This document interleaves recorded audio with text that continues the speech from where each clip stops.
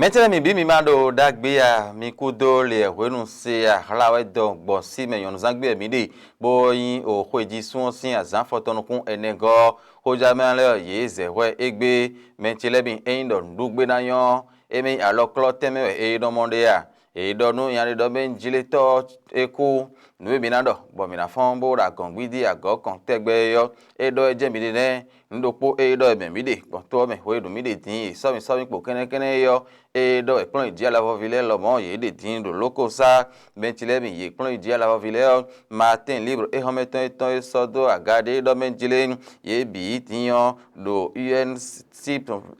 do UNS team finedion ye bi kwiwe ple mentile mi o na se ho no wada igudoro so mi to gan ton e jawe osin oye kamen ye blo nu mon koton do loko sa bo ye su podu su ti tengbe wo so gbe ta do mentile e na pa emi do so ye hon waye yo e we ye de afomon koton matin libre se bo so do e kweton e homedin tonjin matin libre do ko e mono mentile ye me yin to pon la gan ho bo ma so ru to pon la gan ka enu diyan le yo ye hun bi do klodo po be mentile mi bo to entoro mentile e mina no wada italata gudo ye lo mo so ye hon waye yo e blo nu mon koton do kutorun bo to entoro mentile no boy we nu mi de di mi ma so yin to pon la gan ge le dozo mi ma kana de afodo gudo lo bla lo do hui ne menji e mina si ho no wada iko talata gudo bo so mi to gan ton e jawe do ton yo e da inu bo pa me do no mon koton diyan ye lo mo ye blo bo matin libre se bo so do o we kweton di o mentile mi minat no mejele Senegal sin to diyan do bo la force ho sin ho do me gbe odio matno gon e ron pe kundo o ne o do me gbe ji fi o ka fo de me apa kwe e don fo to bo e yin hwe ro sin ale nu diyan ne o diyan imonole Maroc sin to kanu e ho ai do anu so mi do gudo ai me Maroc sin to àtijọ́ ipò bo conseil de monole ewedu de ji pombo hofo Senegal sin to tiyan ideo ye na je kinu po bana so àjọ titire ni so jo pombo hofo me Martin liu time po do mejire nu karo mo tiyan yo o apako inu pe nu kundo ko ho mo ko to do bola fo so ho sin ale nu be yo ta se yo ewe gbo na je te din hunlen gan to do bo na hunlen Senegal sin to gan fla fo ajimen mo ko to din ro Senegal sin to di do mejire e mi na yo lo ho etan mi na yo lo ho dan we na kende o mi kun si hobla lo ru me ti hui da tin sa do ngbe pon me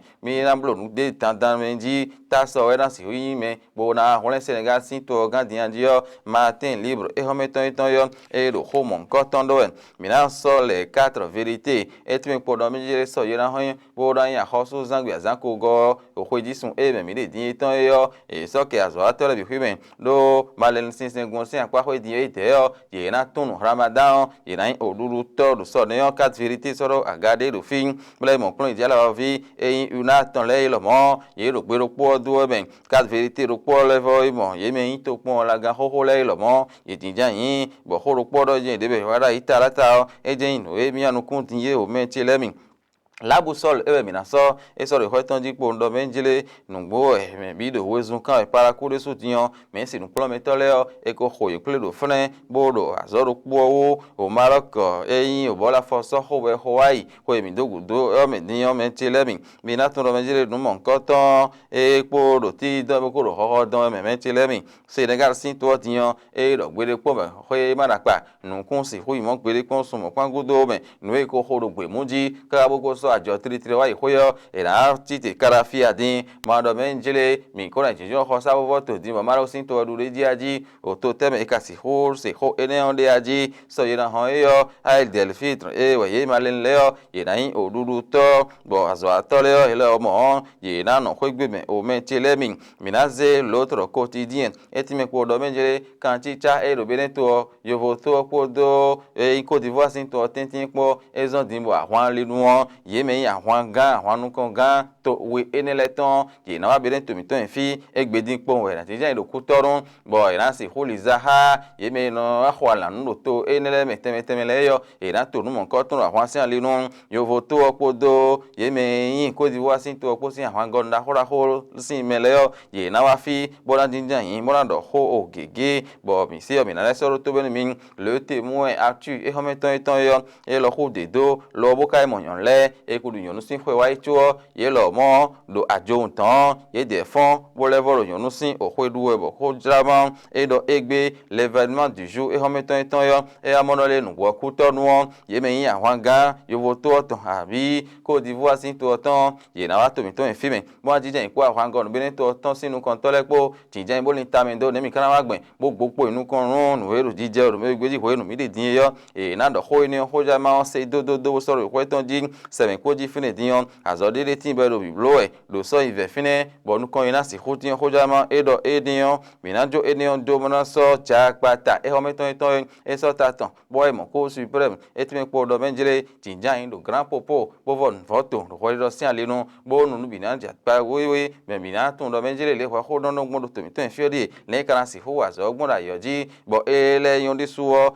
jakpata do xɔ edin me menjele mi do to xɔ hunu ko mi tɔ le mi do kutɔ dina tidza yin ye ahwan ga teme de le ye ko wa fi lo be xɔ me kpo ye nyɔnu zangbe yɔ e na blo o no mon kɔtɔ bo xɔ dzama et c'est l'emblème du jour exɔmetɔ etɔ etime do menjele e ka do xɔ bi do etso xɔ kpo me adri hongbeji nya ene o tin nya bo no de so yin do to xɔ si ali no to mi to fi be kun si won gbede kpo me e do xɔ kpo won adri hongbeji o e kun mi de kpo do be to mi to me do to xɔ si ali no kpo gbede o l'emblème du jour e do ene mina so l'informateur exɔmetɔ etɔ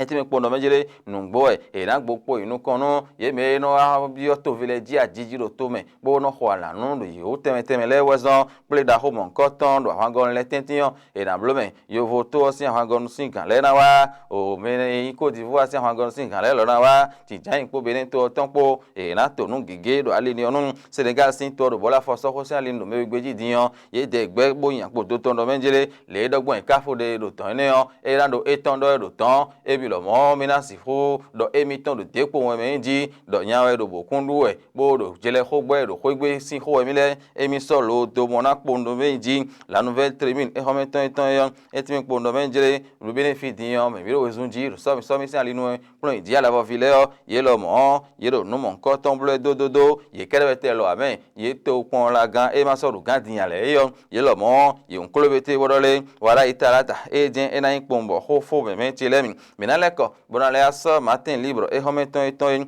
matin libre e hometon etimi no kpondo me jele nugbo e ndo e la mena no dagbe do tomi ton fio no mon koton e do na ho kanton de suti tengbe ezon amnesty odiyan ye de do wezun jire suti tengbe bo ye we ma khoben vile plan ja la bo vile do we ma khoben mi ton le fi na se hodunde fi na no teme le no e no be no zando we ma khoben san lin le yo mi me do ande kon de suti tengbe yo ye do okan ene ho bo ho jama e se mo jen FSS fi no plan do to zo de be do mon koton le diyan no ma ko ye do gandia e ka do mo din chu ye plan dia la vi e do finale ko me se no plan me ton ko cleansing gbe e anglais ne yon diyan e na je plan e ji khla do ale le no bo ne asi fu do titen gbe do kha e ne me ye do e ne bo matin libre e se bo so yin kweton ji ho ja ma ho je we do god mi ton ji yo e ite ni gbe mi ko do te bo ko do toro me e ho meton mi aso do fenesia